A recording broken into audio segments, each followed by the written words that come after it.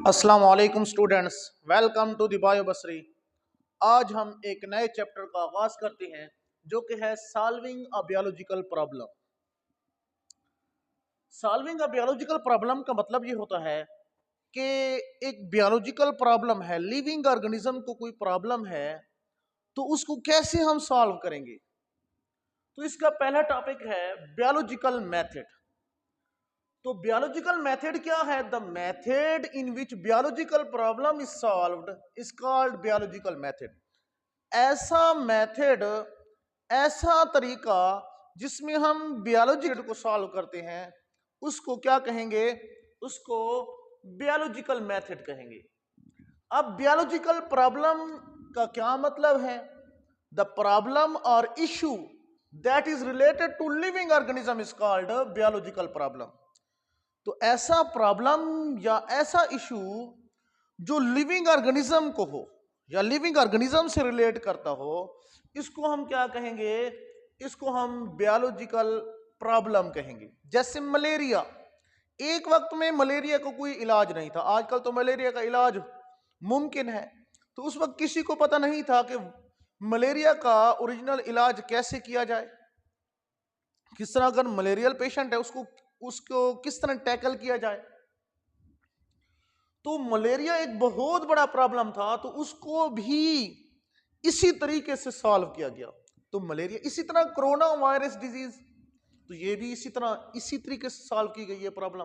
तो ये सब जो है, ये दोनों जो है बायोलॉजिकल प्रॉब्लम की एग्जाम्पल है, क्योंकि ये दोनों प्रॉब्लम्स हैं जो कि लिविंग ऑर्गेनिज्म के साथ रिलेट करती हैं। अब बायोलॉजिकल मेथड को किस तरह हम इस्तेमाल करके कोई भी प्रॉब्लम है उसको कैसे सॉल्व करेंगे, तो इसके कुछ स्टेप्स हैं। उन स्टेप्स को इस्तेमाल करते हुए हम बायोलॉजिकल प्रॉब्लम को सॉल्व करेंगे। यहां पे याद रखना, हम जनरल बात कर रहे हैं, हम किसी एक बायोलॉजिकल प्रॉब्लम की बात नहीं कर रहे। हम सिंपल कह रहे हैं कि ये स्टेप्स हैं, ये तरीका है, और इस तरीके के तहत किसी भी बायोलॉजिकल प्रॉब्लम को सॉल्व किया जा सकता है। तो अब स्टेप्स कौन से हैं जिन पर एक साइंटिस्ट चल के किसी भी प्रॉब्लम का हल ढूंढता है?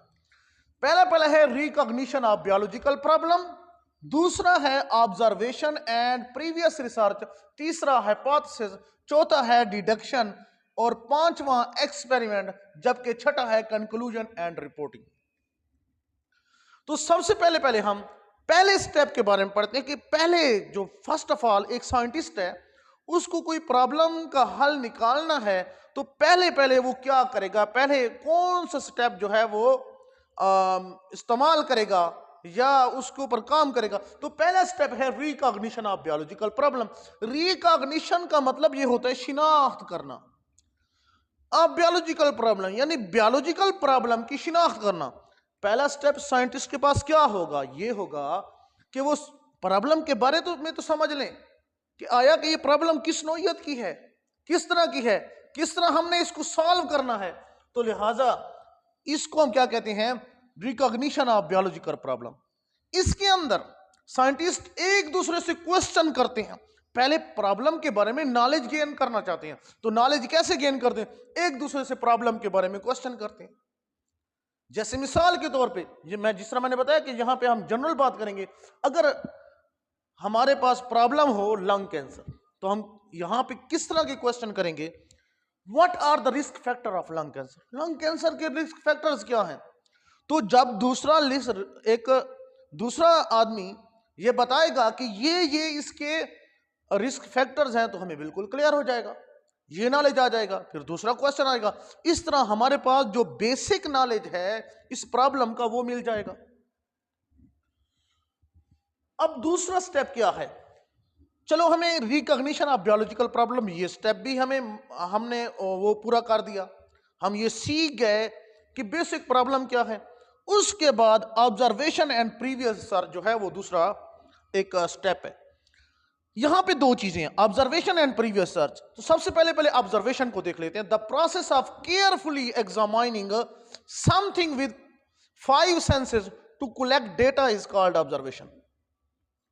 कि एक ऐसा प्रोसेस जिसमें हम किसी चीज को 5 सेंसेस के जरिए, 5 सेंस ऑर्गन हमारे पास कौन से हैं? आंखें, क्या है हमारे पास? आंखें, जिनके जरिए हम विजन करते हैं, देखते हैं। नोज, जिसके जरिए हमें स्मेल हम वो लेते हैं। स्किन, जिसके जरिए हम टच करते हैं। एयर, जिसके जरिए हम हेयरिंग करते हैं। टंग, जिसके जरिए हम टेस्ट करते हैं किसी चीज को। इन 5 सेंस ऑर्गन के थ्रू हम किसी चीज को अच्छी तरह देखें, उसको उसका मुआयना करें, और उसके मुआयने से हमें क्या हासिल हो? कोई इंफॉर्मेशन हासिल हो। हम ये सब कुछ इसलिए कर रहे हो कि हमें उससे कोई डेटा लेना हो, उससे मालूमात लेनी हो। तो इसको हम क्या कहते हैं? ऑब्जर्वेशन। तो इसलिए डेफिनेशन को जरा देखें। The process of carefully examining something with 5 senses to collect data is called observation. अब ऑब्जर्वेशन जो है वो दो किस्म की हो सकती है, क्वांटिटेटिव ऑब्जर्वेशन और क्वालिटेटिव ऑब्जर्वेशन। क्वांटिटेटिव ऑब्जर्वेशन कौन सी होती है? अगर जो डेटा हमने लिया है वो डेटा नंबर्स की फॉर्म में है। मिसाल के तौर पे हम एक कोरोना के मरीज के पास गए और उसका हमने टेम्परेचर चेक किया कि उसकी बॉडी का टेम्परेचर क्या है। तो ये ऑब्जर्वेशन हमने किया, हमने केयरफुली उसको एग्जामाइन किया है अपने 5 सेंस ऑर्गन में से किसी एक ऑर्गन, जैसा कि स्किन, इसके लिए हमने चेक किया कि इसका टेम्परेचर क्या है। इसके अलावा ये टेम्परेचर जो है ये कौन नंबर के फॉर्म में होगा? टेम्परेचर कितना है? 102 फ़ारेनहाइट है, 100 फ़ारेनहाइट है, 103 फ़ारेनहाइट है, कितना है? तो ऐसी ऑब्जर्वेशन जो होगी, जो नंबर्स के फॉर्म में हमें मिलेगी, उनको हम कहेंगे क्वांटिटेटिव ऑब्जर्वेशन। तो क्वांटिटेटिव क्वांटिटी से निकला है, जिसको हम मेजर भी कर सकते हैं। तो ये ऐसी ऑब्जर्वेशन होती है जिनको हम मेजर भी कर सकते हैं, जैसा कि लेंथ, किसी चीज की लेंथ मालूम करनी हो तो लेंथ हम चेक करते हैं, तो ये क्या है? ये भी क्वांटिटेटिव ऑब्जर्वेशन है। हाइट, टेम्परेचर, ये सब जो है वो क्वांटिटेटिव में आते हैं। अब दूसरी है क्वालिटेटिव ऑब्जर्वेशन। क्वालिटेटिव ऑब्जर्वेशन ऐसी ऑब्जर्वेशन है जिनको हम नंबर्स की फॉर्म में नहीं लिखते, बल्कि उनको डिस्क्राइब किया जाता है, वो नंबर्स की फॉर्म में नहीं होती। जैसे किसी चीज का कलर, अगर हम ऑब्जर्वेशन करें और हमें कोई कलर, मिसाल के तौर पे मिसाल स्किन का कलर बिल्कुल रेड है, तो अब कितना रेड है नंबर की फॉर्म में हम नहीं लिख सकते। तो ये सब क्या है? कलर हो, स्मेल हो, ये चीजें क्वालिटेटिव ऑब्जर्वेशन में आती है। इनकी क्वालिटी है, क्वांटिटी नहीं है। ठीक है, तो इनको क्या किया जा सकता है? ऑब्जर्व तो किया जाता है, लेकिन मेजर नहीं किया जा सकता। प्रीवियस रिसर्च, जब ये ऑब्जर्वेशन हो जाती हैं, तो इस मसले के ऊपर, इस बायोलॉजिकल प्रॉब्लम के ऊपर पिछले कुछ साइंटिस्ट ने जो काम किया था, अगरचे वो नाकाम भी हो गए थे, लेकिन उन्होंने इसके ऊपर कितना काम किया, उन्होंने क्या क्या ऑब्जर्व किया, क्या क्या कहा इसके बारे में, तो वो तमाम तर मालूमात भी हम ब्रोयकार लाएंगे और उसको भी स्टडी करेंगे। इसके अलावा अब थर्ड हमारे पास स्टेप आ रहा है, हाइपोथेसिस। तो हाइपोथेसिस क्या है? An educational guess is known as hypothesis. ये जो जितना भी नॉलेज हमें मिला है, इसकी बुनियाद पे हम अपने दिमाग में इसका आंसर बनाएंगे। यार ये बायोलॉजिकल प्रॉब्लम है, मुझे लगता है इसका आंसर ये है, ये गैस है, इसको हम क्या कहेंगे? Biological gas. ये बायोलॉजिकल गैस है या एजुकेशनल गैस है। जितनी भी ऑब्जर्वेशंस हमने ली हैं या प्रीवियस रिसर्च से हमें मालूमात मिली है, रिकॉग्निशन ऑफ बायोलॉजिकल प्रॉब्लम से मालूमात मिली है, उन सब को देखते हुए हम एक अपने दिमाग में जो एक आंसर बना देते हैं कि मुझे लगता है कि इसका जिम्मेदार फलां चीज है, इस वजह से ये प्रॉब्लम होती है। तो लिहाजा इसको हम क्या कहते हैं? हाइपोथेसिस, ख्याल करना। अब एक अच्छी ऑब्जर्वेशन, ऐसी बात नहीं है कि बस अपनी तरफ से जिधर से भी हो आप कह देंगे मुझे तो लगता है कि ये इसका कॉज है, नहीं। इनको देखते हुए हमने ये करना, एक अच्छा हाइपोथेसिस जो है उसकी ये 3 कैरेक्टरिस्टिक होनी चाहिए। कौन सी?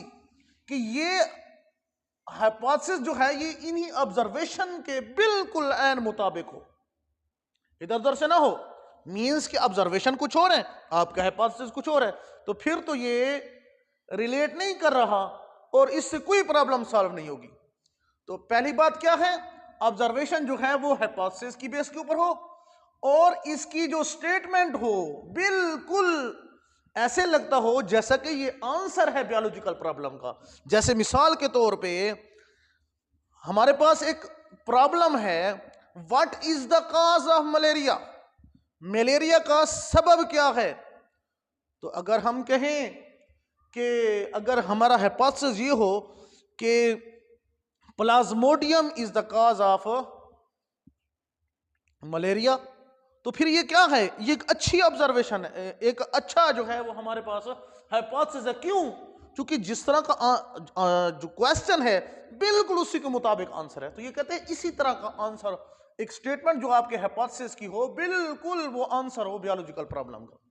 तीसरा, आपकी ऑब्जर्वेशन ऐसी हो कि जिसको टेस्ट भी किया जा सकता हो। ऐसी बात ना हो कि आपके दिमाग में एक बात आ रही है कि मुझे इसका ये आंसर लगता है, तो लेके तो वो आप अगर अब इसको एक्सपेरिमेंट के जरिए चेक करना चाहें तो आप चेक ना कर सकें। तो ऐसा कोई हाइपोथेसिस जो है बायोलॉजी में वैल्यू नहीं रखता। तो टेस्टेबल थ्रू एक्सपेरिमेंट्स, एक्सपेरिमेंट के जरिए जो है उसको हल किया चेक किया जा सके। अच्छा, एक बायोलॉजिकल प्रॉब्लम के एक या एक से ज्यादा हाइपोथेसिस भी हो सकते हैं। जैसे मिसाल के तौर पे अगर हम एक प्रॉब्लम की ऑब्जर्वेशन और प्रीवियस रिसर्च वगैरह कर लेते हैं, उसके बाद हम कहते हैं मुझे लगता है इसका ये इसका जो है ना आंसर है। फिर आप कहते हैं अगर ये नहीं है तो फिर ये तो पक्का है। इस तरह दो तीन कर लेते हैं तो इनको क्या करना पड़ेगा, एक सिंगल प्रॉब्लम क्या बहुत ज्यादा हाइपोथेसिस बना देते हैं, वन से ज्यादा। तो इसको फिर चेक किया जाएगा एक्सपेरिमेंट के थ्रू वन बाय वन। पहले हम एक हाइपोथेसिस को लेंगे कि हमने ये कहा था कि इसका पॉसिबल आंसर ये हो सकता है या इसका हल ये है, और फिर वो हल अगर नहीं होता तो वो रिजेक्ट हो जाएगा। फिर हम दूसरा हाइपोथेसिस ले आएंगे और चेक करेंगे क्या वाकई इसका आंसर ये आता है या नहीं आता, या वाकई ऐसा है या नहीं है जो हमने सोच रखा है। अगर है तो फिर एक्सेप्ट, अगर नहीं है तो उसको हम रिजेक्ट कर देंगे और फिर नया। अगर हमारे तमाम के तमाम हाइपोथेसिस इस तरह एक्सपेरिमेंट के जरिए रिजेक्ट हो जाए तो फिर से हमें नए हाइपोथेसिस जो है वो तैयार करने पड़ते हैं। अच्छा, हाइपोथेसिस के बाद हमें डिडक्शन करनी पड़ती है। डिडक्शन क्या होती है कि देखिए, हाइपोथेसिस तो ये है, मुझे अब एक्सपेरिमेंट किस चीज के ऊपर किस अंदाज में करना है। तो the logical consequences of hypothesis is called deduction. ये जो लॉजिकल consequences हैं, जैसे मिसाल के तौर पे अगर मैं कहूं कि ऑल बर्ड्स हैव विंग्स, अगर हमारा हाइपोथेसिस ये हो कि जितने भी परिंदे तमाम के पर हैं, तो इसको चेक कैसे करेंगे। तो कहते इसके अंदर हमें इफ और देन इस्तेमाल करना है, पहली बात। दूसरी बात, इसमें हम लॉजिकल consequences डालनी है कि अगर तमाम परिंदों के पर हैं तो हमारे पास कबूतर भी तो एक परिंदा है। तो अभी तो हमने कहा कि तमाम परिंदों के पर हैं तो कबूतर के भी पर होने चाहिए। तो ये क्या है, इसमें इफ इस्तेमाल हुआ है और देन इस्तेमाल हुआ है, और आगे जो है ये क्या है, ये वाला जो स्टेटमेंट है ये क्या है, ये सारे का सारा डिडक्शन कहलाता है। तो इस तरह हम इसको चेक करेंगे। अब ये है हमारे पास डिडक्शन। अब पांचवा स्टेप है एक्सपेरिमेंट्स। लेकिन एक्सपेरिमेंट करना किस चीज के ऊपर है, इसी डिडक्शन के ऊपर। डिडक्शन किसके ऊपर बनाया गया, हाइपोथेसिस के ऊपर, जिसमें कहा गया कि if all birds have wings then pigeon is a bird and should have wings. तो हमने इसके ऊपर, ये जिसको मैंने ग्रीन लाइन से अंडरलाइन किया हुआ है, इसके ऊपर करना है कि क्या पिजन के विंग्स हैं या नहीं है, इसको हमने चेक करना होता है। अब इसके बाद है एक्सपेरिमेंट। जब हमने डिडक्शन कर लिया तो हम एक्सपेरिमेंट करेंगे। अब एक्सपेरिमेंट में दो ग्रुप होते हैं, एक होता है एक्सपेरिमेंटल ग्रुप और दूसरा होता है कंट्रोल ग्रुप। एक्सपेरिमेंट किस तरीके से करना है, हमने दो किस्म के हमने ग्रुप बनानी है। अब मिसाल के तौर पे हम ये चेक कर रहे हैं कि CO2 प्लांट्स के लिए जरूरी है या नहीं है। हमने एक ग्रुप बनाया एक्सपेरिमेंटल ग्रुप, दूसरा कंट्रोल ग्रुप। यहां पे हमने दो प्लांट्स लिए, एक को हमने लेबल कर दिया कंट्रोल ग्रुप के नाम से और दूसरे को एक्सपेरिमेंटल ग्रुप के नाम से लेबल कर दिया। जो कंट्रोल ग्रुप है उसको हमने तमाम तर नेचुरल जो है ना फैसिलिटीज प्रोवाइड करनी है, इसको तमाम चीजें हमने प्रोवाइड नहीं करनी।